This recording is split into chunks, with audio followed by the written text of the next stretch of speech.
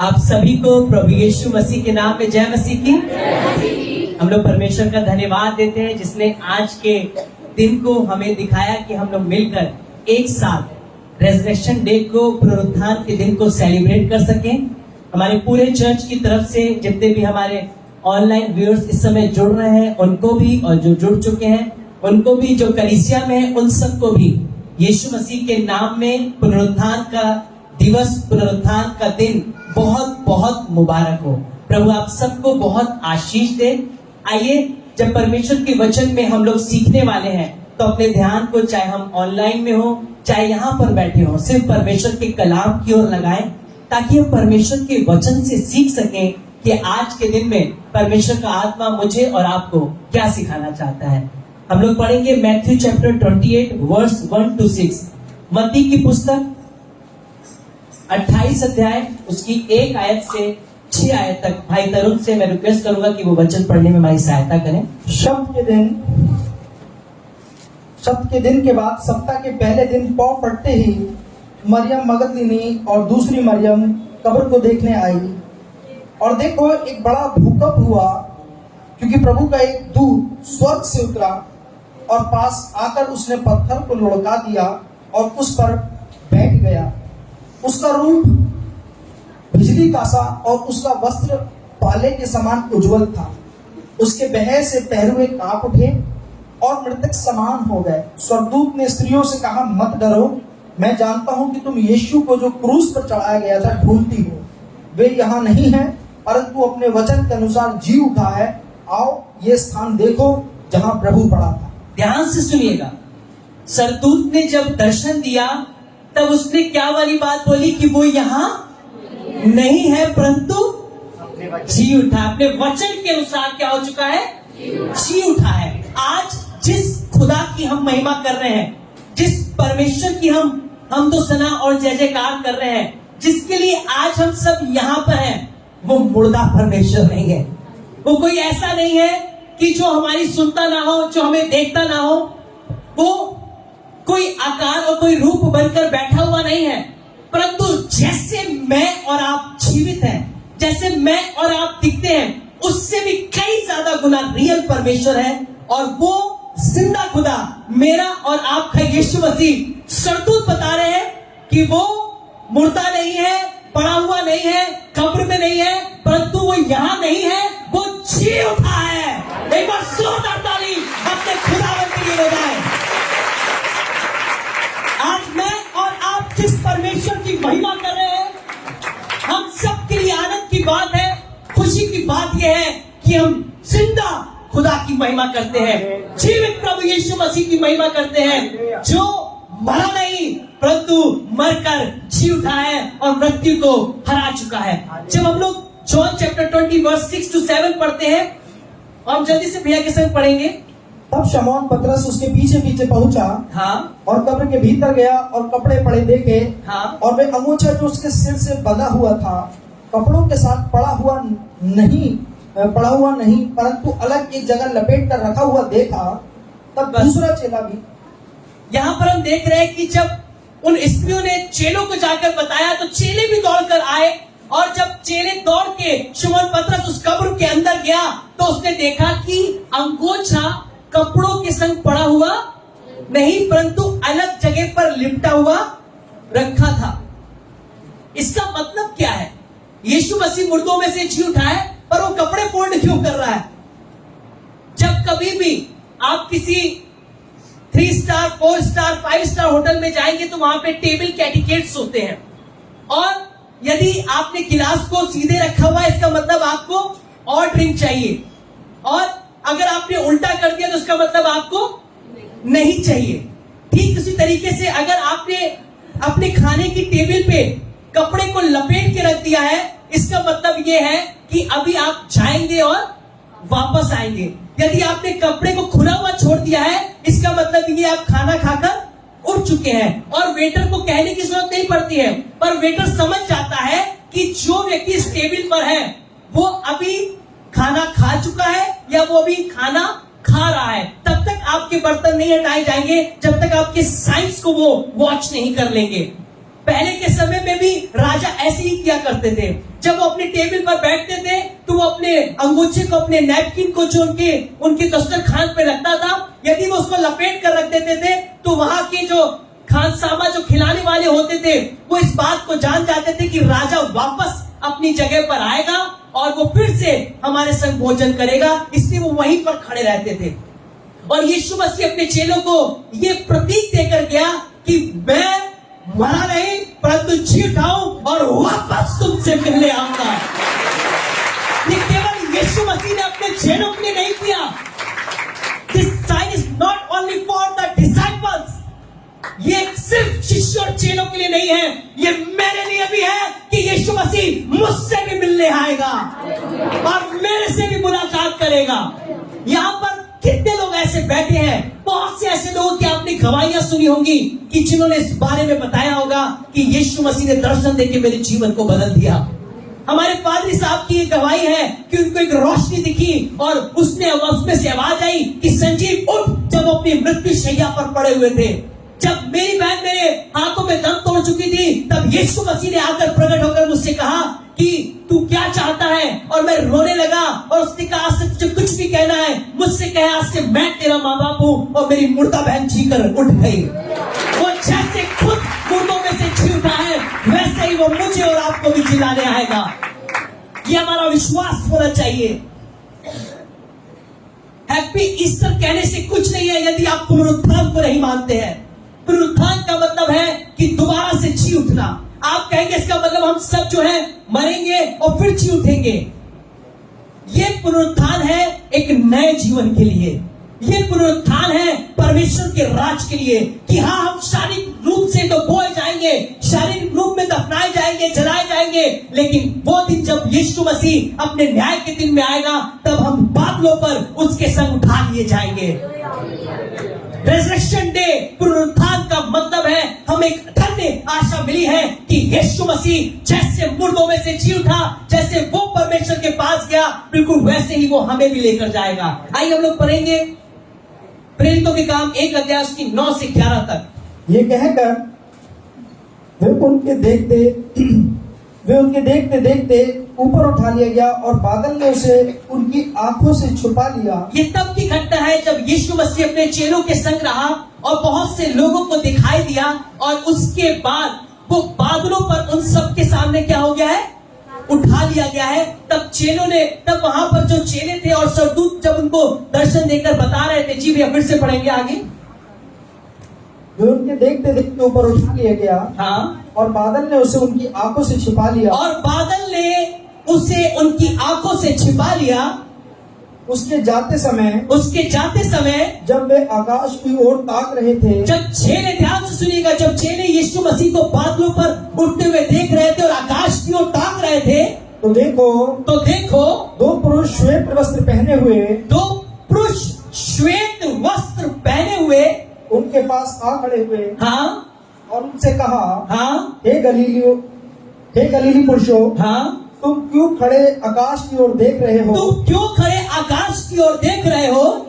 यही यीशु जो तुम्हारे पास से स्वर्ग पर उठा लिया गया है, यही यीशु जो तुम्हारे पास से स्वर्ग में उठा लिया गया है, जिस रीति से तुमने उसे स्वर्ग को जाते देखा है, जैसे तुमने उसे स्वर्ग में अपने आंखों से बादलों पर जाते हुए देखा है, उसी रीति से वे फिर आएगा। उसी रीति से वो फिर वापस आएगा।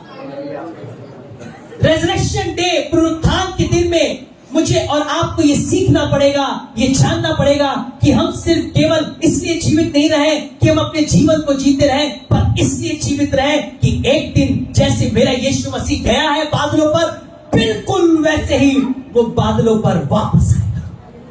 मुझे और आपको ये धन्य आशा रखनी पड़ेगी। मुझे और आपको ये विश्वास रखना पड़ेगा कि आज के इस रेजरेक्शन डे में, आज के इस पुनरुत्थान के दिन में मुझे ये धन्य आशा रखनी पड़ेगी कि यीशु मसीह बादलों पर जैसे गया है वैसे वापस आएगा।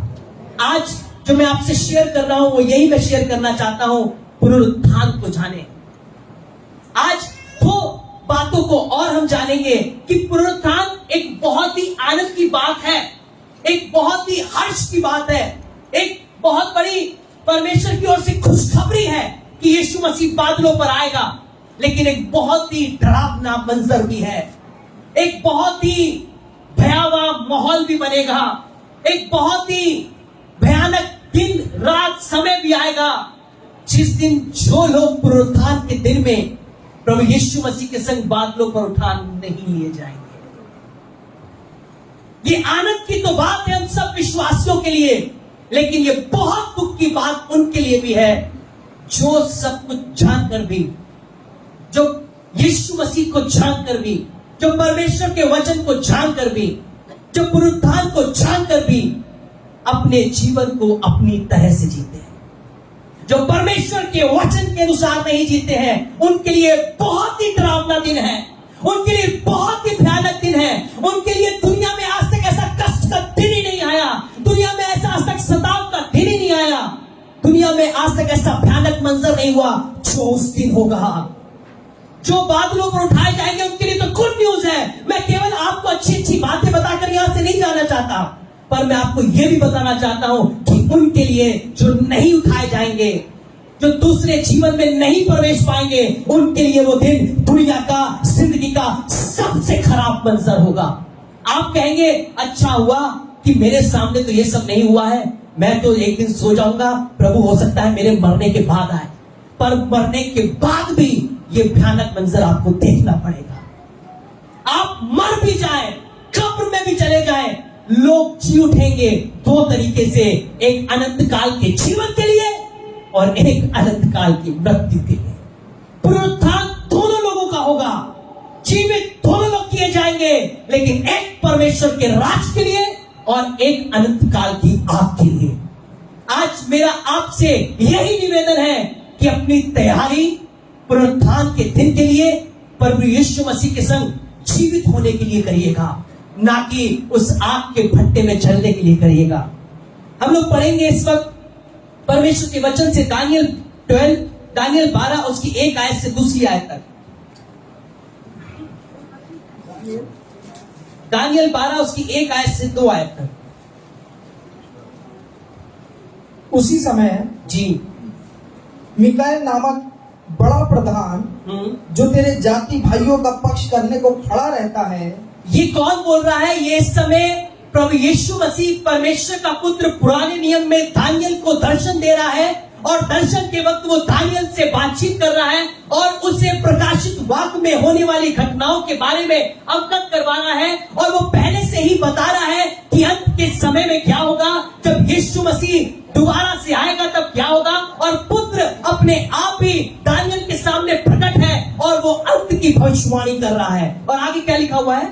तब ऐसे संकट का समय होगा, तब ऐसा संकट का समय होगा जैसा किसी जाति के उत्पन्न हो, ध्यान से सुनिए, जैसा किसी जाति के उत्पन्न होने के समय से लेकर अब तक, होने के समय से लेकर अब तक न हुआ। ध्यान से सुनिए, ये गुड न्यूज केवल उनके लिए है जो यीशु मसीह के संग बादलों में अनंत काल के जीवन में प्रवेश करने के लिए उठा लिए जाएंगे। पर ये बैड न्यूज उनके लिए है जो नहीं उठाए जाएंगे, जो जीवित तो किए जाएंगे परंतु उसके राज में प्रवेश नहीं करने पाएंगे। और यीशु मसीह अपने दास दानियल से इस बात को कह रहा है कि ऐसा कष्ट का समय आज तक जो कभी ना आया था वो आने वाला है। और आगे क्या लिखा हुआ है?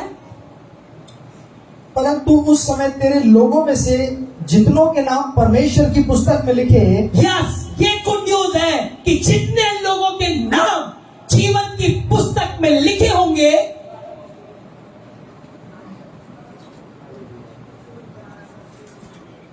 हुए हैं, वे बच निकलेंगे।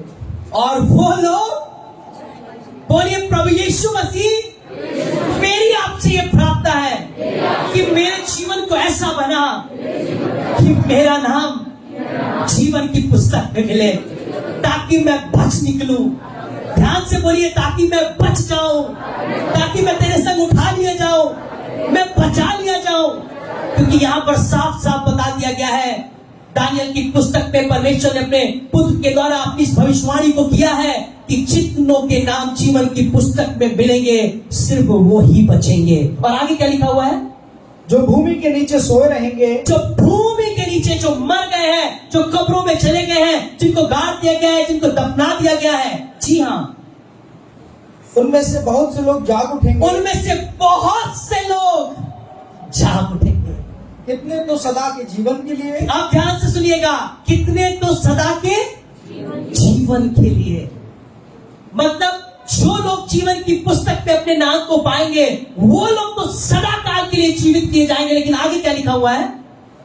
और कितने अपनी नाम धराई, और कितने अपनी नाम धराई, और सदा तक अत्यंत घिनौने ठहरने के लिए, और सदा तक अनंत घिनौने ठहरने के लिए। एक दिन के लिए नहीं, 2 दिन के लिए नहीं, परंतु जब तक सृष्टि बनी है, सृष्टि अंत हो जाए और दुनिया का समय कभी नहीं खत्म होने पाएगा, फिर जो जिंदगी मुझे और आपको मिलेगी, मैं और आप सदा काल के लिए उस दंड के भागीदारी हो जाएंगे, आग के भट्टे में डाले जाएंगे। और बहुत से लोग इस बात को बताते हैं कि वो आग कभी नहीं बुझेगी। हम चिल्लाते रहेंगे, कराहते रहेंगे, आवाज देते रहेंगे, प्रभु यीशु पुकारते रहेंगे, लेकिन जब तक अनुग्रह का समय है तभी तक प्रभु यीशु सुनेगा। लेकिन जब अनुग्रह का समय खत्म हो जाएगा और जब न्याय का दिन आ जाएगा, तब हम कितना भी हालेलुया, कितनी भी praise the Lord, worship the Lord, surrender कर देंगे, पश्चाताप कर देंगे, कोई भी उनको बचाने नहीं आएगा। ऐसा बताया जाता है कि उस समय ऐसे कीड़े हमारे शरीरों में चल रहे होंगे जो हमारे नाक से निकलेंगे, हमारे मुंह से निकलेंगे, मुंह से घुसेंगे, हमारे कानों से निकलेंगे, और हमें एक ऐसी पीड़ा होगी जिसका एहसास मैं बयान नहीं कर सकता। ऐसा दर्द, ऐसी जलन, ऐसी आग बचेगी, लेकिन हम चिल्लाते रह जाएंगे, कोई भी हमारी सुनने वाला नहीं होगा, और हम अनंत काल के घिनौने ठहरने के लिए हम उस आग की झील में डाल दिए जाएंगे। हम लोग 10वीं आयत को पढ़ेंगे। बहुत से लोग तो अपने आप को निर्मल और उजले करेंगे, बहुत से लोग तो अपने आप को निर्मल और उजला करेंगे, अर्थात जो परमेश्वर के वचन से प्रीति रखेंगे, जो परमेश्वर के वचन को सुनकर ग्रहण करेंगे, उस पर चलेंगे, उस पर विश्वास करेंगे और ये जानेंगे कि मुझे जीवित सिर्फ इस पृथ्वी पर नहीं रहना है, परंतु जब दूसरा जीवन मिलेगा मुझे उसके लिए जीना है। आज हो सकता है आप 70 साल 80 साल बहुत योगा कर लें, अच्छी मेडिसिन ले लें, न्यूट्रिशन ले लें, आप एक्सरसाइज कर लें, हो सकता है अपने स्वास्थ्य को आप कंट्रोल करके, नियंत्रित करके आप कुछ उम्र को बढ़ा लें, शायद 70 80 90 100, लेकिन जो दूसरा जीवन आने वाला है उसकी उम्र कभी खत्म नहीं होगी। सदा काल के लिए हम उस आग के भट्टे में डाले जाएंगे। और लिखा हुआ है कि बहुत से लोग तो जैसे आज वचन का प्रचार हो रहा है, इन वचनों को सुनकर अपने आप को निर्मल कर लेंगे, अपने वस्त्र को उजला कर लेंगे, अपने आप को परमेश्वर के वचन के अनुसार तैयार करेंगे। और आगे क्या लिखा हुआ भैया? और स्वच्छ हो जाएंगे, हाँ, और स्वच्छ हो जाएंगे, पवित्र हो जाएंगे, परंतु दुष्ट लोग दुष्टता ही। ध्यान से सुनिए, बहुत से ऐसे लोग होंगे, जितना भी प्रचार कर लीजिए, चिल्ला लीजिए, घर में कितनी विजिट कर लीजिए, कितना सुसमाचार सुना दीजिए, रोते रहिए उनके लिए, पश्चाताप करते रहिए, प्रार्थनाएं करते रहिए, यदि वो नहीं फिरेंगे, यदि वो पश्चाताप नहीं करेंगे, तो वो अपनी दुष्टता में लिप्त रहेंगे। और आगे क्या लिखा हुआ है? और दुष्टों में से कोई ये बातें ना समझेगा जी, परंतु जो बुद्धिमान है वे ही समझेंगे। लेकिन दुष्टों में से कोई भी ये बात नहीं समझेगा। वो हंसी बढ़ाएंगे, अरे सब कहने की बात है, कोई यीशु मसीह नहीं आने वाला है, सब पागलों वाली बात है। किसी ने देखा है? हमारे बाप दादाओं से कहते आ रहे हैं लोग, सब यही कहते थे कि यीशु मसीह आएगा, यीशु मसीह आएगा। ना हमारे बाप दादाओं ने देखा, ना हमने देखा, हमें तो नहीं लगता वो आएगा। लेकिन मैं आपको बता दूं, यदि आप कह रहे हैं कि यीशु मसीह नहीं आएगा, पता नहीं वो आएगा कि नहीं आएगा, तो मैं आपको एक बात बता दूं, आप और मैं मसीह कहलाने लायक नहीं। मसीह धर्म सिर्फ इसलिए जाना जाता है क्योंकि इनके पास एक धन्य आशा है कि हम जी उठे। ये इसलिए जाना जाता है क्योंकि ये विश्वास करते हैं यीशु मसीह मुर्दों में से जी उठा है और हमारा दूसरा जन्म होगा और हम भी उसके संग अनंत काल के जीवन में प्रवेश करेंगे। और यदि ये आशा नहीं है, ये विश्वास नहीं है, तो मसीहत नहीं है। मसीह रिलीजन का कोई मतलब नहीं है। सच्चे पथ पर चलना, परमेश्वर के वचन को पूरा करना कोई मतलब नहीं है। पौलुस कहता है इसका मतलब फिर तो पाप करते रहे, मनमानी करते रहे, यदि पुनरुत्थान है ही नहीं, यदि दूसरा जन्म है ही नहीं, यदि मुर्दों में से जी उठना है ही नहीं, यदि यीशु मसीह मुर्दों में से नहीं जी उठा है, तो मसीहत नहीं है, ईसाईयत नहीं है, विश्वास नहीं है। और हमारा विश्वास भी यीशु मसीह पर नहीं है।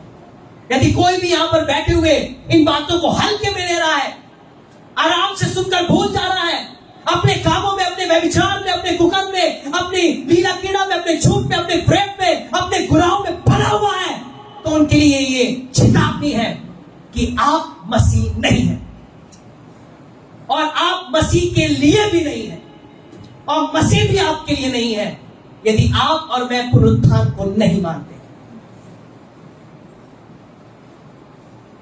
पुनरुत्थान ही मसीह का विश्वास है और उसी में हम चल रहे हैं, सताव सहते हैं, मुंह पर थुकवाते हैं, गालियां खाते हैं, लोग मारे जाते हैं, जलाए जाते हैं, जिंदा कत्ल कर दिए जाते हैं, गर्दनें उड़ा दी जाती हैं, सिर्फ इसी विश्वास के लिए कि एक दिन मेरा यीशु मसीह मुझे बादलों पर लेने आएगा। आप कहेंगे कि मैंने तो किसी को बादलों पर जाते हुए नहीं देखा। माय डियर फ्रेंड्स, भले आप अपनी आंखों से अपने जीवन में ना देख पाए, पर आप मरने के बाद भी इसे देख सकते हैं। एक ना एक दिन हम जरूर देखेंगे जब प्रभु की योजना होगी, न्याय का दिन आएगा। चाहे हम मरे हुए हो, चाहे हम जीवित हो, लेकिन हम यीशु मसीह को बादलों पर आते हुए देखेंगे। ये हमारा दृढ़ विश्वास है और इसी विश्वास से मसीह जीवन चल रहा है, इसी विश्वास से मसीहत है। हम लोग भाई तरुण के संग पढ़ेंगे 13वीं आयत को। अब तू जाकर अंत तक ठहरा रहे। ध्यान से सुनिएगा मेरी बात को, जो आपके और मेरे संग होने वाला है। परमेश्वर का पुत्र अपने दास दानियल से कह रहा है, फिर से पढ़ेंगे। अब तू जाकर अंत तक ठहरा रहे। अब तू जाकर अंत तक ठहरा रहे। क्या दानियल मरा नहीं था? दानियल मरा था, लेकिन उसे परमेश्वर ने अंत काल तक के लिए, जब तक न्याय का दिन ना आए, उसको विश्राम अवस्था में बैठा दिया। और आगे क्या लिखा हुआ है? और तू विश्राम करता रहे। और तू विश्राम करता रहेगा। ये अपने लिए बोलिए कि भले मैं मर भी जाऊं, लेकिन मैं विश्वास करता हूं कि मैं परमेश्वर में विश्राम पाऊंगा। और जहां दानियल बैठा है, उसके संग जहां जॉन बैप्टिस्ट बैठा हुआ है, जहां पे एलिया बैठा हुआ है, जहां पे मूसा बैठा हुआ है, जहां पर यूसुफ बैठा हुआ है, जहां पर अब्राहम बैठा हुआ है, जहां पे याकूब बैठा हुआ है, मैं उनकी पास वाली कुर्सी पर बैठकर अपने यीशु मसीह के आने का इंतजार करूंगा। मैं भी एक दिन अपने यीशु मसीह को अपने परमेश्वर के बेटे में भविष्यताओं के संग, उनके संग कुर्सियों के संग बैठकर उनसे बातचीत करूंगा और उनसे सुनूंगा और यीशु मसीह के आने का वेट करूंगा। यही मसीहत है, यही विश्वास है जो परमेश्वर ने दानियल से कहा, अब तू विश्राम कर और ठहरा रहे। और आगे क्या लिखा हुआ है? और उन दिनों के अंत में तू अपने निज भाग पर खड़ा हो। और उन दिनों में तू अपने निज भाग पर ठहरा रहेगा। भले मर भी जाऊं तो भी मेरा भाग मुझसे छीना नहीं जाएगा। भले मैं अपने आंखों से अपने जीते जी यीशु मसीह को बादलों पर आते हुए ना भी देखूं, तो भी मेरा विश्वास है कि मैं परमेश्वर के न्याय के दिन अपने निज भाग को पाऊंगा और मैं आंखों से अपने यीशु मसीह के आगमन को देखूंगा। और यह भी हो सकता है, गुड न्यूज मैं आपको बताऊं, यह भी हो सकता है कि जब यीशु मसीह बादलों पर आए, जो लोग उसके संग ठहरे हुए हैं, जो लोग विश्राम कर रहे हैं, वो भी यीशु मसीह के संग बादलों पर वापस आएंगे और अपने लोगों को लेकर जाएंगे। आमेन। ये भी हो सकता है कि जितने लोग ठहरे हुए हैं, वो उस पुनरुत्थान के दिन में यीशु के संग उन घोड़ों पर पीछे लपक कर बैठ जाएं और कहें कि पापा मुझे भी संग में जाना है। जब किसी पापा को आप देखते हैं, जब वो स्कूटर या बाइक स्टार्ट करते हैं, तो बच्चा पीछे से दौड़ कर जाता है, क्या कहता है? पापा पापा मैं भी चलूंगा, पापा पापा मैं भी चलूंगा। पापा थोड़ी देर तो मना करते हैं, कि जब बच्चा नहीं मानता है तो उसको आगे अपनी बाइक के ऊपर क्या कर लेते हैं? बैठा लेते हैं, फिर उसे एक राउंड लगवाते हैं और काम करके जब वापस आते हैं तो उसे संग में लेकर आते हैं।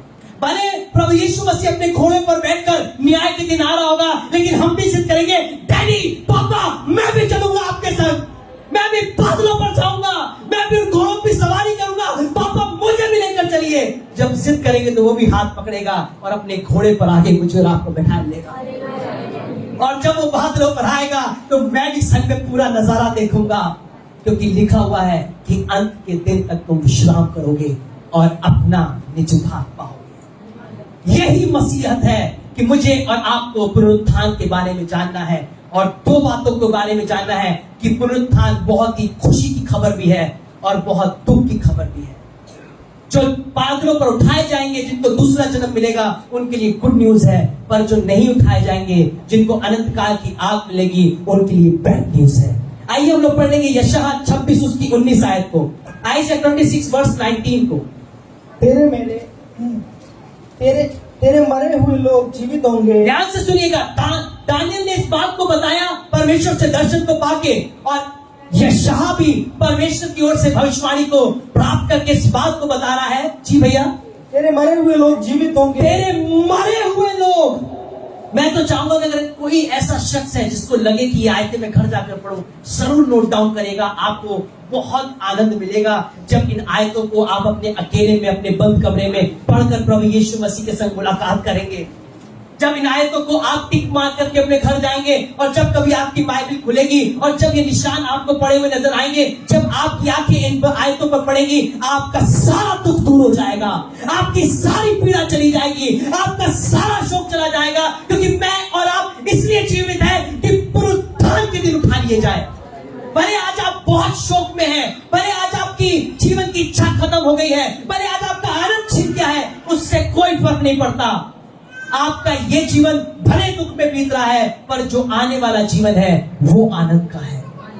वो 100 साल 110 साल नहीं, वो अनंत काल का जीवन है। और आगे क्या लिखा हुआ है?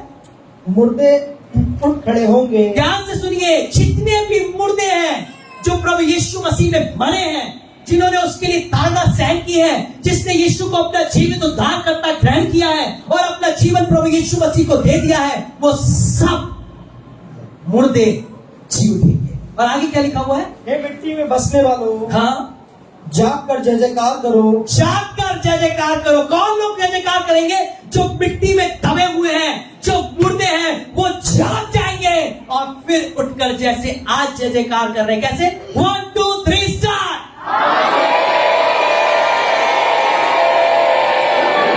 इसे भूलिएगा नहीं।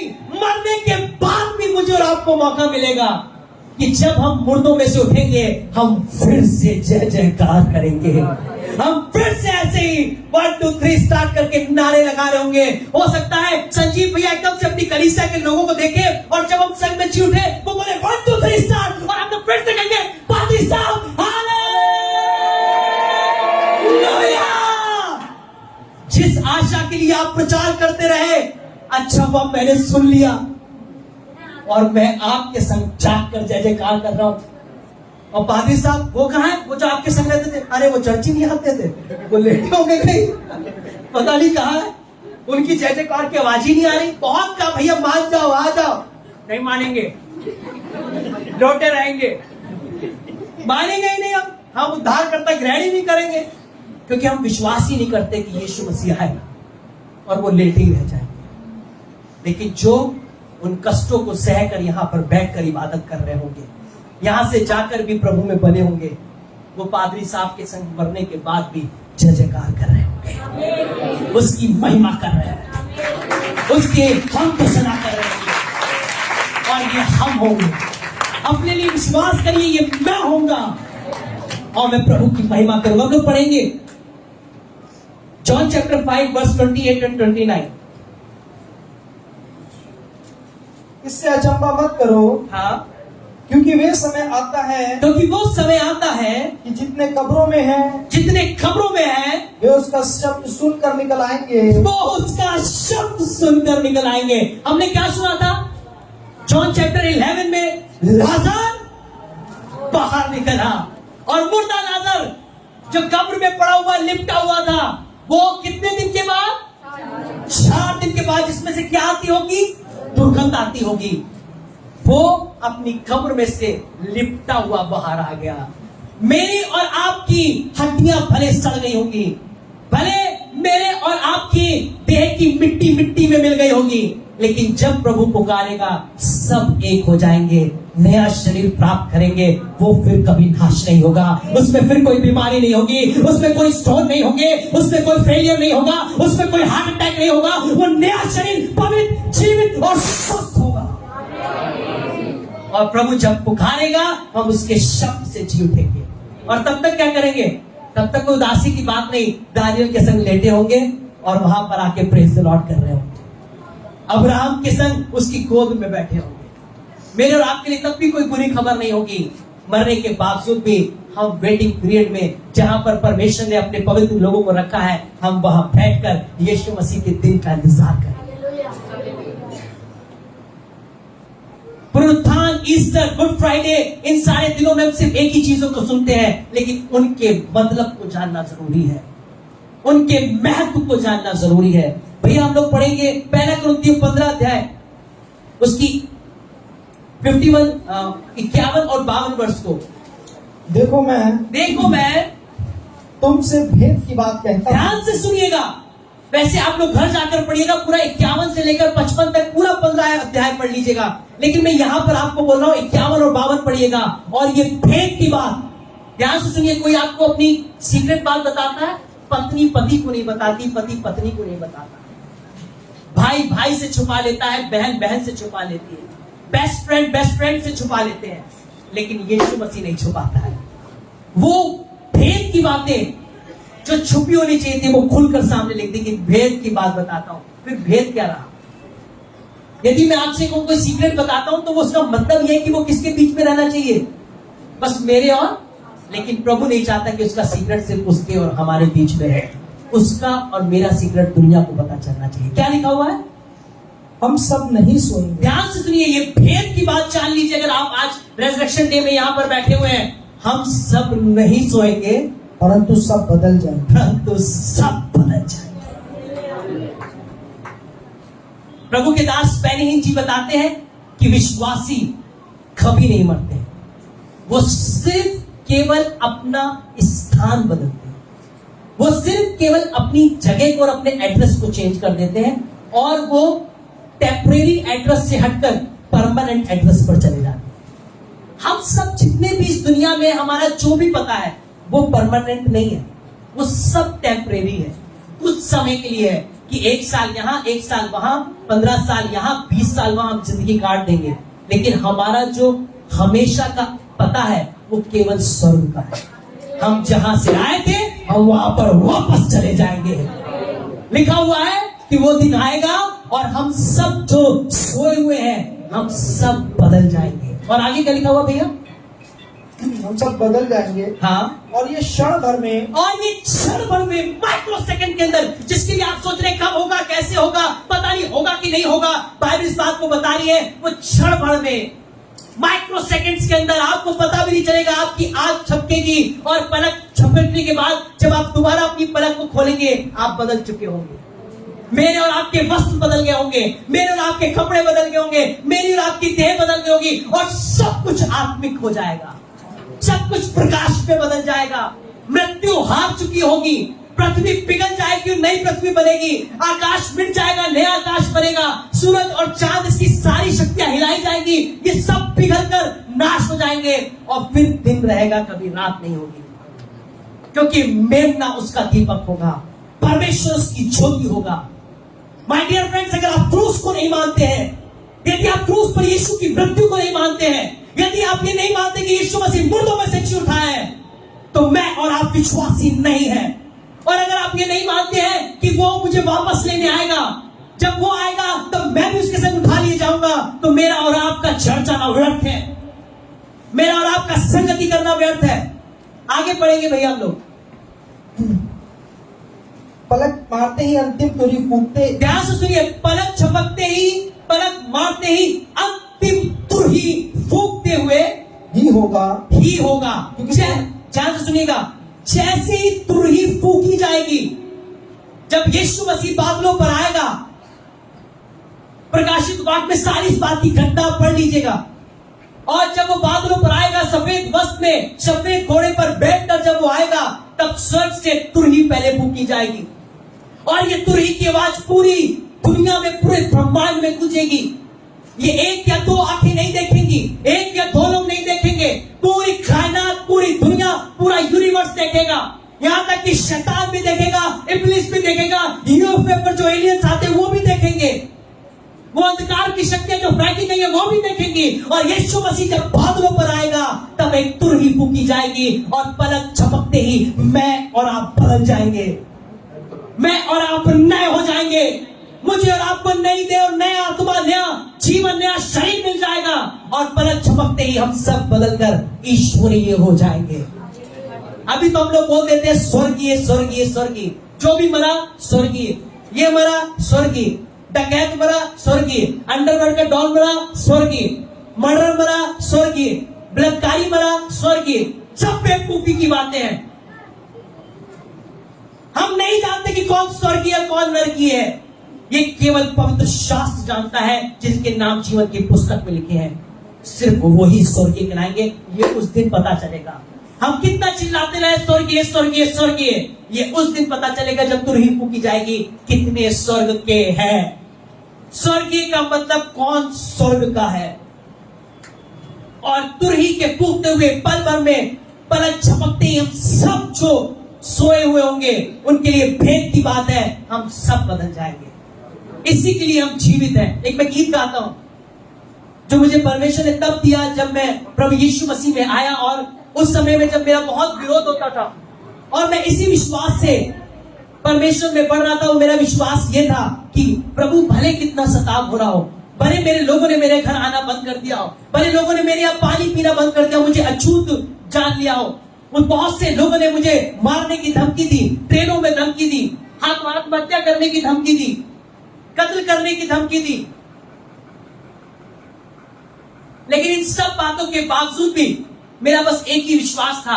मैं अपने रात के अंधेरे में, वहां पर लाइट नहीं होती थी, दिन और रात में हफ्ते हफ्ते के समय में लाइट आया करती थी। वहां पर कोई ऐसे एसी के सिस्टम नहीं थे। रात को आंगन में चारपाई डालकर लेटते थे और मैं सिर्फ बादलों पर उस अंधकार में जागते हुए बस एक ही गीत को गुनगुनाता था जो मुझे प्रभु देता था कि एक दिन मेरा यीशु मसीह आएगा। ये जितने लोग बोल रहे हैं मुझे बादलों पर जब जाते हुए देखेंगे तब अपनी छाती पीटेंगे, क्यों नहीं हमने इसकी बात मानी। लोगों को लगा कि धर्म बदल लिया, पर धर्म नहीं, मन बदल लिया, जीवन बदल लिया। और ये गीत की लाइन इस प्रकार से है जो मैं पहले भी गा चुका हूं। मेरा प्यार यीशु में है, यीशु मेरा खुदा, यीशु मेरा उद्धार है, यीशु मेरा पिता, यीशु आ मुझे ले जा, यीशु आ मुझे ले जा। और जब मैं आसमान के नीचे बैठा हूं, उस समय का मंजर है जो मैंने उस समय प्रभु ने गीत के द्वारा मुझे दिया। बैठता जब मैं तारों की छांव में, और हम लोग ये विश्वास करते हैं, आस लगाता कब आओगे लेने मुझे और कहोगे, प्रकाशित वाक्य में लिखा है वो मुझे नाम लेकर बुलाएगा और हमारे नाम जीवन की पुस्तक में लिखे हुए हैं। और मैंने एक दर्शन पाया जिसमें एक सरदूत मुझे मिला, और जब उसने किताब खोली उसमें जब मैंने बहुत पन्ने पलटे, मेरा नाम नजर नहीं आ रहा था, मैं डर गया और घबरा गया। लास्ट के एक पन्ने में मैंने अपना नाम देखा और ब्रैकेट में मैंने अपने घर का नाम भी देखा। प्रभु आपके घर के नाम से भी आपको जानता है। और कहोगे पास्टर संजीवा, अपने लिए बोलिए, और कहोगे अभिषेका। और जब मैं इन बातों को सोच रहा हूं, मैंने आत्मा में दर्शन देखा और कम से कम 1.5-2 घंटे तक मैं इस दर्शन में बना रहा। मैंने एक पासवान को फोन किया और उन्होंने मुझसे बोला कि अभी आप पवित्र आत्मा में हैं, मुझे फोन मत करिए, प्रभु जो दिखाए आप उसे देखिए। आसमां को फिर मैंने खुला देखा, जो प्रकाशित वाक्य में है, और यीशु महिमा सहित नीचे उतरा। और जब वो बादलों पर आ रहा है तब वो आपकी प्रार्थना जो आपने कहा था कि और कहोगे रागनिया, और कहोगे अभिषेका, और कहोगे संजीवा, तब यीशु मसीह ने बादलों पर उस दर्शन को मुझे दिखाया और वो श्वेत घोड़ों पर सवार है, पूरी सेना आ रही है और पूरी पृथ्वी पर हलचल मची हुई है, और वो वहां से अपने लोगों का नाम ले रहा है और वो चिल्ला रहा है। यीशु ने कहा अपने घोड़े पर अभिषेक, जैसे आप कभी सवारी देखते हैं सुबह सुबह जब जाती है तो वो घरों पर जाके अपने, जैसे टीचर्स को लेने आती है तो उनके घर में जाकर हॉल में जाती है तो टीचर बैठ जाते हैं, बच्चों को लेने जाती है तो बच्चे बैठ जाते हैं, और कोई नहीं बैठता। वो गाड़ी जिनको लेने आती है उन्हीं को लेकर स्कूल जाती है। बिल्कुल वो गाड़ी जिनको लेने आएगी वही लोग बैठ कर जाएंगे। उसके घोड़े बहुत सारे होंगे, कुछ घोड़े सरदूतों के संग लैस होंगे कि इनको सबको बैठा लो। और कहोगे अभिषेक का अपने लिए बोलिए और कहोगे लवलिया और कहोगे तरुणा। अभी उसके बाद जब रैप्चर हो गया, यीशु आया मुझे ले गया,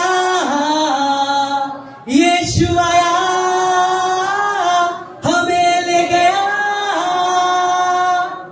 बहुत से जब मैं परमेश्वर के वचनों को पढ़ता हूं तो मेरी आंखों में इसलिए नमनेस आ जाती है क्योंकि प्रभु ने कई बार मुझे बहुत से ऐसे दर्शन दिखाए और मैं उनके भेदों को तब समझ पाया जब मैंने बाइबल पढ़ी। और जब बाइबल पढ़ी तब मुझे प्रभु ने प्रकट किया कि जो जो मैंने तुझे दिखाया वो इसमें लिखा हुआ है। परमेश्वर का दर्शन कभी भी बाइबल से हटकर नहीं होता है। आइए हम लोग पढ़ेंगे पहला थिस्सलुनीके 4 अध्याय उसकी 16 और 17 को। क्योंकि प्रभु आप ही स्वर्ग से उतरेगा, ध्यान से सुनिए, क्योंकि प्रभु आप ही स्वर्ग से उतरेगा, उस समय ललकार और प्रधान दूत का शब्द सुनाई देगा। और प्रधान दूत का शब्द सुनाई देगा। जो भी हमने पढ़ा था, यीशु मसीह ने दानियल से कहा मिकाएल को छोड़ और कोई भी मेरा साथ नहीं देगा। उस समय वो प्रधान दूत मिकाएल और उसके संग की पूरी सेना जब यीशु मसीह के संग बादलों पर आएगी, तब जब वो लड़ाई लड़ेगी, मिकाएल प्रभु यीशु मसीह के संग अंधकार की शक्ति और इब्लिस और लूसीफर से लड़ेगा और वो हम सबको जय दिलवाकर अपने संग प्रभु यीशु मसीह के संग बादलों पर ले जाएगा। तब प्रधान दूत की आवाज सुनाई पड़ेगी जी, और परमेश्वर की तुरही फूकी जाएगी। ध्यान से सुनिए, दोबारा से इस वाली बात को बताया गया है। और परमेश्वर की तुरही जो पलक झपकती है बदल जाएंगे, फूकी जाएगी। और जो मसीह में मरे हैं, और गुड न्यूज फिर से, और जो मसीह में मरे हैं, बैड न्यूज, जो जी नहीं उठेंगे। हाँ, और जो मसीह में मरे हैं पहले जी उठे, वो पहले जी उठेंगे। एक बार अपने लिए ताली बजाइए, ये मेरे और आपके लिए है। वो लोग जो मसीह में मरे हैं, जिन्होंने यीशु को दाह करता ग्रहण करके प्राण दिया है, जिनका सताव किया गया, जिनके हस्बैंड ने उनका साथ नहीं दिया, जिनकी वाइफ ने उनका साथ नहीं दिया, जिनके बच्चों ने साथ नहीं दिया, जिनके परिवार ने साथ नहीं दिया, फिर भी वो प्रभु में बने हुए हैं, जिन्होंने मरते दम तक प्रभु का हाथ नहीं छोड़ा, भले चर्च नहीं जा पाए पर अपनी आत्मा को प्रभु के हाथों में दिया, लोगों ने बांधा रोका लेकिन फिर भी प्रभु में बने रहे। लिखा है वो लोग भी जो मसीह में मरे हैं, जब यीशु मसीह की तुरही फूकी जाएगी, सबसे पहले वो गुड मॉर्निंग कहेंगे। Good morning daddy. आगे पापा लेने बड़ा वेट करवाया आपने। देखिए दानियल साहब ने ये घटना बता दी, अब्राहम की सारी कहानी सुन ली, मूसा जी ने भी बताया था मेरे को कि कैसे लाल समुद्र को 2 भाग किया, यूसुफ ने बताया जेल खाने में से कैसे बनकर प्रधानमंत्री बना। बिल्कुल सारी कहानी खत्म होने वाली थी और मैं सोचने वाला था कि अब कौन सी कहानी सुनूंगा, तभी आप आ गए। बहुत से ऐसे मंजर होंगे जो हम विश्राम करते हुए देखेंगे, लेकिन इसी दिन के लिए कि यीशु मसीह एक दिन आएगा। तभी बाइबल में लिखा है कि यीशु मसीह ने कैदी आत्मा को भी सुसमाचार सुनाया। जो आत्माएं रोकी गई हैं न्याय के दिन के लिए, उनको भी जाकर दिखाया कि दानियल तुम मेरे लिए भविष्यवाणी करते थे, यशायाह तुमने मेरे लिए बोला था, अब्राहम तुमने विश्वास रखा, देखो मैं हूं वो यीशु मसीह जिसके लिए तुम सब ने भविष्यवाणी की थी। तुमने मुझे आंखों से नहीं देखा था पर मैं तुम्हारे पास मिलने आ गया हूं। सारे लोग जो विश्राम कर रहे हैं वो यीशु मसीह के दर्शन को पा चुके हैं, जिसके लिए उन्होंने भी आशा रखी थी। जी हाँ, हम लोग पढ़ेंगे जॉन चैप्टर 14 वर्स 3, यूहन्ना 14 उसके 3 आयत को। और यदि मैं जाकर तुम्हारे लिए जगह तैयार करूं, ध्यान से सुनिएगा, अगर यीशु मसीह बादलों पर नहीं गया तो सोच लीजिए कि वो हमारे लिए जगह भी तैयार नहीं करेगा, लेकिन वो गया है। इसीलिए उसने कहा है देखो मैं जाकर तुम्हारे लिए एक जगह तैयार करता हूं, तो फिर आकर तुम्हें अपने यहाँ ले आऊंगा, और फिर आकर तुम्हें अपने यहाँ ले जाऊंगा। आज से कुछ समय पहले हम लोग के जब यीशु पर यूथ का गठन हुआ था, जब ये बना था, और हम सब लोग चाहे कहीं भी होते थे, दिन में एक बार इस चर्च में आते थे और 1 घंटा, 1 से 1.5 घंटा 2 घंटा हम लोग चैन प्रेयर किया करते थे। आज जो भी आप हमें देख रहे हैं कि हम लोग प्रभु के लिए इस्तेमाल हो रहे हैं, उसके पीछे का सबसे बड़ा जो परमेश्वर की ओर से हाथ है वो यही प्रार्थना है। हम लोगों ने अपनी शुरुआत इस कलीसिया के पासवान से सीखी प्रार्थनाओं के द्वारा। और वो प्रार्थनाएं जो हम किया करते थे, उन प्रार्थनाओं के उत्तर हम आज तक देख रहे हैं। हमने अपने परिवारों में देखे और आज भी हम जानते हैं कि जो बहुत सी चीजें रह गई हैं वो भी होने जा रही है। और उस समय आत्मा में ये वाला वचन तब मुझे नहीं पता था। इस वचन से पहले जब मैंने दर्शन देखा तो परमेश्वर ने मुझे इस वचन के द्वारा क्लियर किया। हम लोग चैन प्रेयर कर रहे थे और मैंने देखा एक दूत हमारे बीच में आया है और मैं आत्मा में देख रहा हूं कि उस दूत के संग मैं बादलों पर जा रहा हूं। और जब मैं स्वर्ग में पहुंचा हूं तो बहुत सारे सिंहासन रखे हुए हैं और यीशु मसीह एक बहुत ही खूबसूरत सिंहासन पर जो सामने है, एक बहुत बड़े राज मुकुट को पहने हुए, मलमल के श्वेत वस्त्र पहने हुए बैठा हुआ है। जब मैं उस दूत के संग वहां पर पहुंचा हूं तब प्रभु यीशु मसीह ने उस दूत से कहा कि जाकर मेरे बेटे को यहाँ के बारे में दिखाओ और घुमा कर लेकर आओ। जब उस दूत के संग मैं घूमने के लिए गया तो मैंने देखा कि वहां पर कंस्ट्रक्शन चल रहा है और बहुत से सरदूत लेकर हाथ से और सामान से कुछ बना रहे हैं और बहुत सुंदर बिल्डिंग तैयार की जा रही है, स्थान तैयार किए जा रहे हैं और बहुत ही सुंदर सुंदर स्थान है जो मैं कभी पृथ्वी पर नहीं देखे। सोना, चांदी, जेवरात, हीरे, मोती, मणि, मुझे नहीं पता, इतने खूबसूरत कह सकते स्टोन से या मणियां थी या हीरे थे, मुझे नहीं पता, उन सबसे तैयार किया जा रहा था। तो मैं सरदूत से कहने लगा कि आप सब ये अपने हाथों से क्यों बना रहे हैं? क्योंकि हमने उत्पत्ति में पढ़ा है, परमेश्वर ने कहा और हो गया।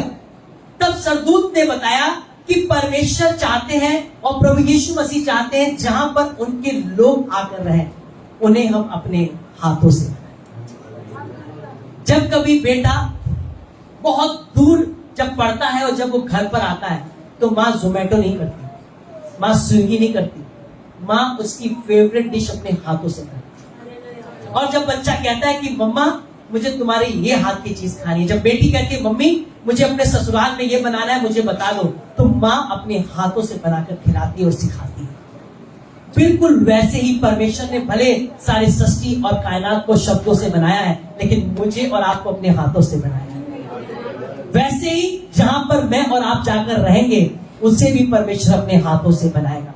और उसके बाद जब मैं वापस लौटा, बहुत से वहां पे सिंहासन थे और प्रभु ने बोला कि तुम किस पर बैठना चाहते हो? मैंने कहा नहीं प्रभु, मैं आपकी गोद में आया हूं और आप ही की गोद में बैठूंगा। तब जिस सिंहासन पे प्रभु बैठा, उसी सिंहासन पे प्रभु ने मुझे अपनी गोद पर बैठाया। जब आप प्रकाशित वाक्य 3 अध्याय पढ़ेंगे, उसकी 20 और 21 आयत में लिखा है कि देख मैं द्वार पर खड़ा हुआ खटखटाता हूं। उसके बाद लिखा है जैसे मैं अपने पिता के सिंहासन पर बैठ गया, वैसे तुम भी मेरे साथ बैठोगे। इस वचन को प्रभु ने पूरा किया। और वो दर्शन जो कंस्ट्रक्शन चल रहा है, उसे उस समय एकदम से रश्मि ने बोला भैया जो आप बता रहे हैं वो तो बाइबल में लिखा हुआ है कि मैं तुम्हारे लिए जाता हूं और एक जगह को तैयार करता हूं। मेरे और आपके लिए एक बहुत ही सुंदर घर तैयार है।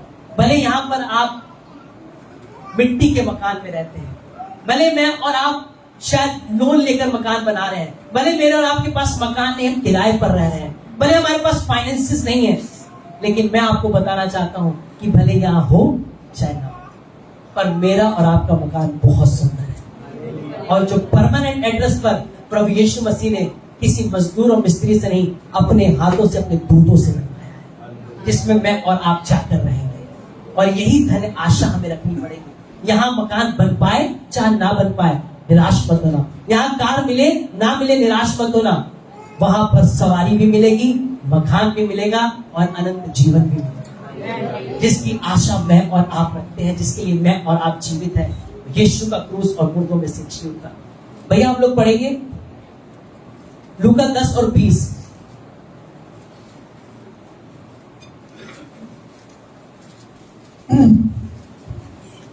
तो भी इससे आनंदित मत हो कि आत्मा तुम्हारे वश में है। ध्यान से सुनिएगा, इस बात से कभी मत आनंदित होइएगा कि मुझे बहुत अच्छा प्रचार करना आता है, या मैं प्रार्थना करता हूं दुष्ट आत्माएं निकल जाती हैं, मैं प्रार्थना करती हूं तो अद्भुत आश्चर्यकर्म हो जाते हैं, लोग जिंदा हो जाते हैं, लोग चंगे हो जाते हैं।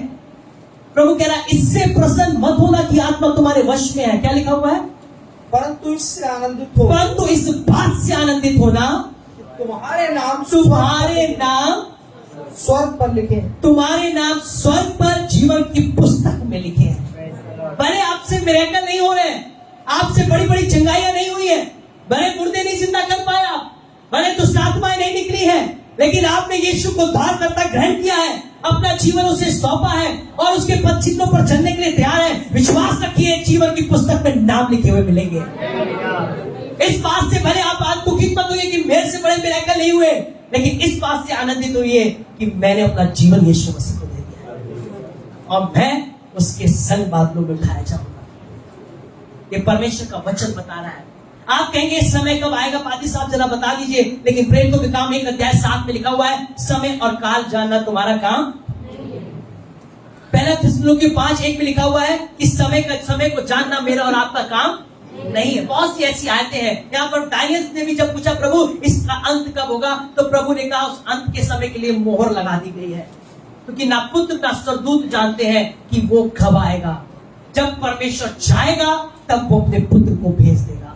इसलिए ये मत सोचिए कि अभी तो बहुत दिन है, कोरोना भी आकर चला गया और तब तो हमने जीवन दे ही दिया था। कोरोना में बहुत से लोगों ने मुझसे कहा भैया हमने तो जीवन दे दिया, पता तो लग रहा आ जाएगा वो।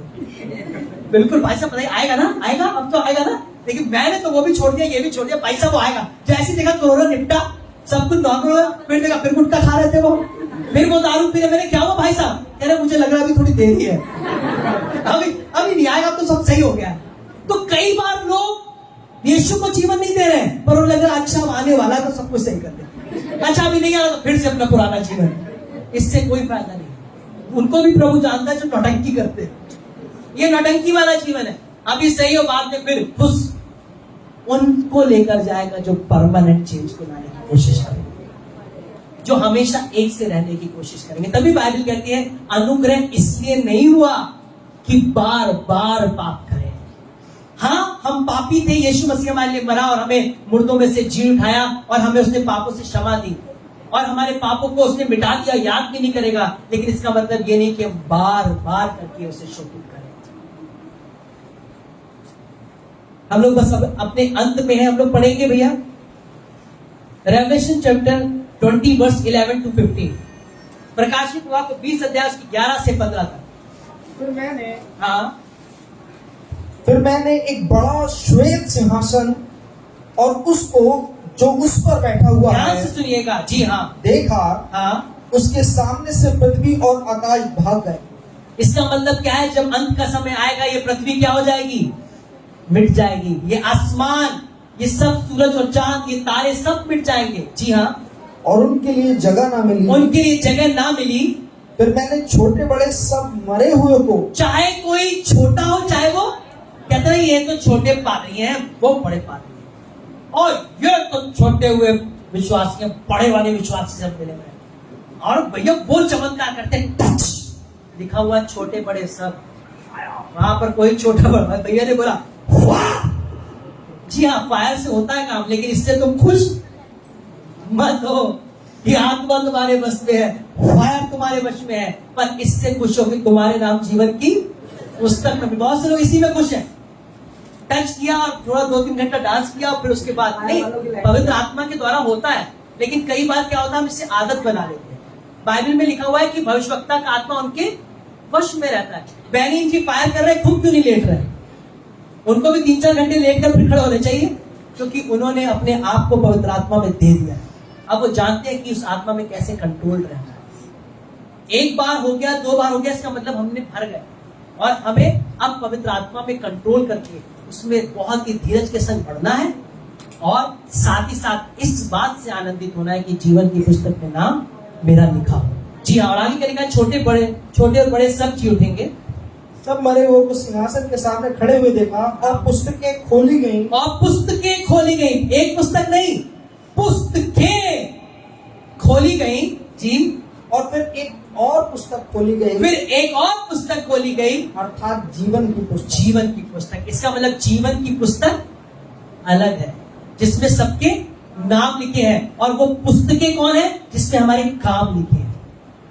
नाम की पुस्तक अलग है और काम की पुस्तक, जहां पे मेरी पूरी जीवनी लिखी है, जब तक मैं पैदा हुआ और जब तक मैं मरा, मेरे सारे काम जिसमें लिखे हैं। मैंने क्या किया, मैंने क्या खाया, कब रात को व्हाट्सएप पे चैट करके आई लव यू, मैं जी नहीं पाऊंगा। सुबह होते दूसरी से तुम्हारे बगैर में नहीं जी, दोपहर में तुम्हारे बगैर में नहीं जी। शाम को मैं इसके बगैर भी नहीं जी पाऊंगा, क्योंकि ये हम जानते क्या आदत डाल रहे हैं, ये हम आदत डाल रहे हैं सदा काल के आग में डूबने की, लेटने की। ये हमारी तैयारी नहीं। यहाँ चर्च में प्रेज द लॉर्ड, बहन एक परमेश्वर का वचन मुझे मिला है, इसके पास क्या लगता है आदमी चला है जी, भाई साहब आपने क्या भेजा, जिसे परमेश्वर ने जोड़ा उसे कोई अलग ना करे, ये मुझे सिर्फ तुम्हारे लिए मिला है, पवित्र आत्मा ने मुझे बताया है तुम मेरी हो। वो बहन भी थोड़ी नई आई थी विश्वासी, हालेलुया हालेलुया, थोड़ी देर के बाद होश में आई, यही है प्रभु ने मुझे चिन्ह दिखा दिया, चमत्कार हो गया प्रभु। फिर चैटिंग हुई, बातचीत हुई, मम्मी पापा नहीं माने, भाग चल। फिर उसके बाद बोल पादरी साहब प्रभु ने बताया, मुझे सब दिखाया। पादरी साहब ने कहा मुझे तो नहीं दिखाया ना, तुमने पूछा ना बताया ना पूछा, अब तुम्हें दिखाया तुम रो और वो रोए। 2 महीने के अंदर, एक महीने के अंदर फोन आते मेरे पास, पसंद किया, देखा, यूथ कॉन्फ्रेंस में मिले, मीटिंग में मिले, नंबर एक्सचेंज हुए, प्यार हुआ, पवित्र आत्मा से वचन आया, थोड़ी देर हिले डुले और फिर शादी हो गई भाग के। फिर 2 महीने के बाद डाइवोर्स, 1 महीने के अंदर सारी कोल पट्टी खुल गई। क्यों? क्योंकि हमारा जीवन परमेश्वर के वचन के अनुसार नहीं है। दुष्ट आत्मा को पता है कि मुझे और आपको कैसे बहकाना है। जी हाँ, आगे क्या लिखा हुआ भैया? और जैसा उन पुस्तकों में लिखा हुआ था, हाँ, वैसे ही उनके कामों के अनुसार, वैसे ही। देखिए, पुस्तकें अलग है, पुस्तक अलग है, जीवन की पुस्तक अलग है और कामों की पुस्तक अलग है। और जैसा उनके कामों की पुस्तक में लिखा था, उन्हीं के अनुसार उनके नाम जीवन की पुस्तक में थे, और जिनके नाम जीवन की पुस्तक में नहीं थे वो परमेश्वर के राज्य में प्रवेश नहीं करेंगे। हाँ, आगे क्या लिखा हुआ है? उनके कामों के अनुसार मरे हुए का न्याय किया गया। जी, कामों के अनुसार मरे हुए का न्याय किया गया। काम का मतलब ये नहीं कि धर्म कर्म के काम हमारे परमेश्वर के पास पहुंचाएंगे, पर वो काम जो हमने प्रभु को जानकर गलत किए हैं। हमें पता है प्रभु ने मुझे मना कर दिया, बेटा ये वाली बारिश मत करना, बेटा ये वाला काम मत करना, बेटा बिना पवित्र आत्मा के आगे मत बढ़ना, तब हमने जबरदस्ती उन गड़बड़ियों को किया है। परमेश्वर के दासों की, परमेश्वर की वचन की बातों को नहीं माना और अपनी मर्जी को चलाया, बोला मैं पवित्र आत्मा को जानता हूं। पादी साहब क्या जाने, वो तो कहते प्रार्थना करके उत्तर दूंगा, क्या मैं तब तक बूढ़ा हो जाऊं? वो तो उत्तर दे ही नहीं रहे, क्योंकि प्रभु नहीं दे, प्रभु बता ही नहीं रहा, क्योंकि वो प्रभु की ओर से नहीं है तो नहीं बता रहा। अब हुआ क्या, माने नहीं तो वो वाले कामों के अनुसार आपने भले उद्धारकर्ता ग्रहण कर लिया है, लेकिन आपने अपने जीवन में बदलाव नहीं लाया। और जानबूझकर अनजाने के पाप अगर विश्वासी करेगा, क्षमा किए जाएंगे, उसको परमेश्वर माफ करेगा। जो हमें नहीं पता और हमसे बाई चांस हो जा रहे, फिर पश्चाताप कर उनको सही कर रहे हैं, लेकिन हम नहीं जानकर भी करेंगे गलत काम, तो उसके अनुसार मेरा और आपका न्याय होगा और जीवन की पुस्तक में मेरा और आपका नाम तभी मिलेगा। और आगे क्या लिखा हो भैया? जी, समुद्र ने उन मरे हुओं को जो उसमें दे दिया। समुद्र, देखिए बहुत से लोग कहेंगे भैया ये तो आप केवल दफनाने वाले की बात कर रहे हैं, अब उनका क्या होगा जो एक्सीडेंट में मर गए, उनका क्या होगा जो बाढ़ में बह गए, उनका क्या होगा जो ट्रेनों के हादसों में चले गए? सबके लिए लिखा हुआ है, पृथ्वी भी दे देगी और समुद्र भी दे देगा, और मृत्यु और अधोलोक ने उन मरे हुओं को जो उनमें थे दे दिया। मृत्यु और अधोलोक में जो मरे हुए थे उनको दे दिया। मृत्यु और अधोलोक में जाते कौन लोग होंगे? वो लोग जिनके नाम जीवन की पुस्तक में नहीं है, उनको वहां पर पीड़ा के लिए रोका जाएगा वेटिंग पीरियड में। जब तक न्याय का दिन नहीं आएगा तब तक वो मृत्यु और अधोलोक में पड़े रहेंगे। जिनके नाम जीवन की पुस्तक में है वो अनंत काल के विश्राम में दानियल के संग मजे करेंगे। और आगे क्या लिखा हुआ भैया? और उनमें से हर एक के कामों के अनुसार उनका न्याय किया गया। हाँ, मृत्यु और अधोलोक आग की झील में डाले गए। अब वो मृत्यु अधोलोक जिसमें वो मृत्यु के लिए रखे गए थे, जब तक न्याय ना आए, अब उसकी कोई जगह की जरूरत नहीं है, क्योंकि अब उन्हें अनंत काल की मृत्यु में जाना है। जो मृत्यु अधोलोक में पड़े थे और जो अनादि काल के लिए विश्राम में पड़े थे, उनको परमेश्वर के संग अब स्वर्ग में जाना है। इसलिए मृत्यु अधोलोक को आग की झील में डाल दिया गया। यह आग की झील दूसरी मृत्यु है। ये दूसरी मृत्यु है। ध्यान से सुनिएगा, अगर दूसरा जीवन है तो दूसरी मृत्यु भी है। जो लोग अनंत काल के लिए जीवन की पुस्तक में नाम पाएंगे वो जीवन पाएंगे, और जो जीवन की पुस्तक में नाम नहीं पाएंगे वो अनंत काल की मृत्यु में चले जाएंगे। और जहां पर वो चिल्लाते रहेंगे और कराहते रहेंगे। और आगे क्या लिखा हुआ है? और जिस किसी का नाम जीवन की पुस्तक में लिखा हुआ उनके लिए सबसे ज्यादा घबराने की बात है। इस बात से आनंदित मत हो कि तुम्हारे आत्मा तुम्हारे वश में है, पर इस बात से आनंदित हो कि तुम्हारे नाम जीवन की पुस्तक में मिले हैं, लिखे हुए हैं। और बाइबल कह रही है कि जिनके नाम जीवन की पुस्तक में मिलेंगे, जिन जीवन की पुस्तक में लिखा हुआ ना मिला वे आग की झील में डाला गया। वे आग की झील में डाले जाएंगे।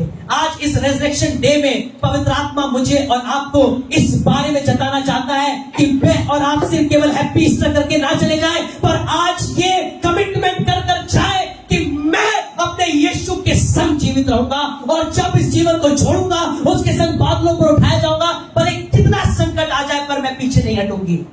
पर मेरे लोग, मेरा परिवार, मेरे हस्बैंड, मेरे वाइफ परमेश्वर के वचन से भटक कर मेरा साथ ना दे, तो भी मैं इस बात से आनंदित रहूंगा, इस बात से आनंदित रहूंगी कि मेरा नाम, मेरे बच्चों का नाम जीवन की पुस्तक में।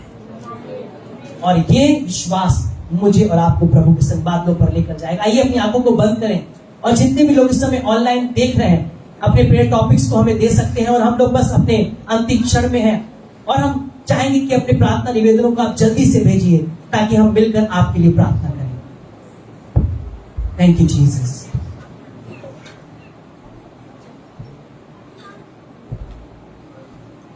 यीशुआ,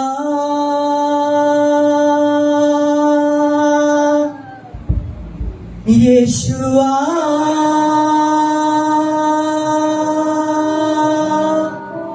यीशुआ, मेरे दिल में समा जा।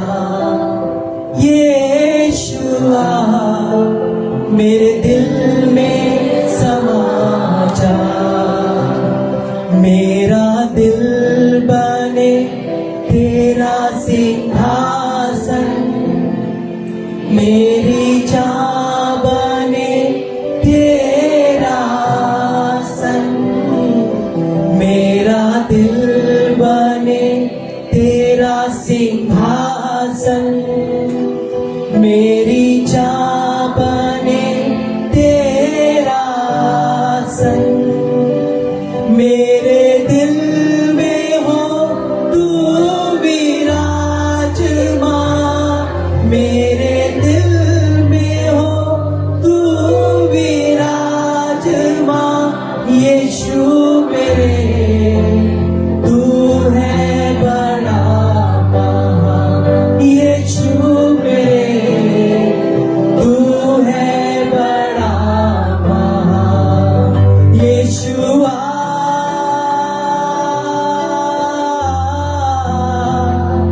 यीशुआ,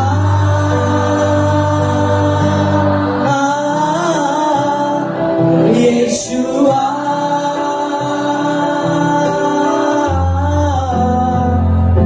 यीशुआ,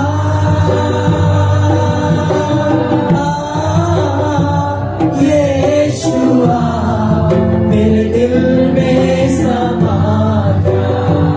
यीशुआ, मेरे दिल में समा जा। मेरे चेहरे से तेरी रोशनी चमके, मेरे कामों से तेरी खुशबू बहके। मेरे चेहरे से तेरी रोशनी चमके, मेरे कामों से तेरी खुशबू महके। मेरे दिल में हो तू विराजमान, मेरे दिल में हो तू विराजमान। यीशु मेरे, तू है बड़ा महान। यीशु मेरे, तू है बड़ा। सब हाथ उठा के कहें, यीशुआ,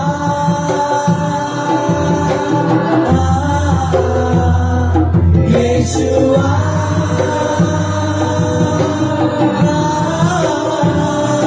यीशुआ,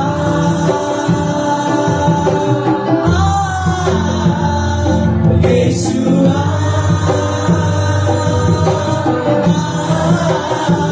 यीशुआ, मेरे दिल